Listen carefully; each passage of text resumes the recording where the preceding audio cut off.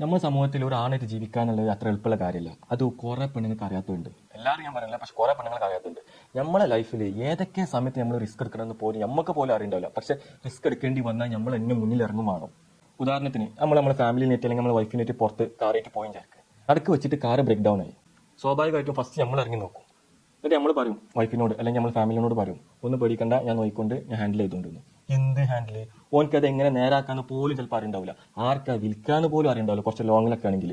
പക്ഷെ ഓൻ എന്നാലും പറയും, ഞാൻ നോക്കിക്കൊണ്ട്, ഞാൻ ശരിയാക്കിക്കൊണ്ട്, നിങ്ങൾ അവിടെ ഇരിക്കും, സബൂറാവുക. പക്ഷെ നമുക്ക് അവർക്ക് സമാധാനം കൊടുക്കാന്നല്ലാണ്ട് വേറെ ഓപ്ഷൻ ഇല്ല. അതിന് നമ്മൾ എത്ര പ്രഷർ ആണെങ്കിലും നമുക്ക് എത്ര ടെൻഷൻ ഉണ്ടെങ്കിലും വേണ്ടില്ല, നമ്മളെ കൂടെ ഉള്ളവരെ നമ്മൾ സമാധാനപ്പെടുത്തണം. അങ്ങനെയാണ് രീതി. അതാണ് ശരിക്കുള്ള ആൺകുട്ടി. പൊതുവെ ലൈഫ് മൊത്തത്തിൽ ഈസി ആകുമ്പോൾ പെണ്ണുങ്ങൾക്ക് ഇത് മനസ്സിലാവില്ല. പക്ഷെ ലൈഫിൽ എപ്പോഴെങ്കിലും ശരിക്കുള്ള ഒരു ബുദ്ധിമുട്ട് വന്നാൽ അപ്പൊ അവർ ചിന്തിക്കും, ആരാണ് മുന്നിൽ നിൽക്കുന്നതിന്, ആരാണ് ബെറ്റർ എന്നുള്ളത്. അതുകൊണ്ടാണ് മക്കളെ പറയുന്നത്, ആണും പെണ്ണും ഒരേപോലെ അല്ല. അതിന് സമൂഹം എങ്ങനെ മാറ്റാൻ നോക്കിയാലും വേണ്ടിയില്ല, ആണും പെണ്ണും ഒന്നല്ല.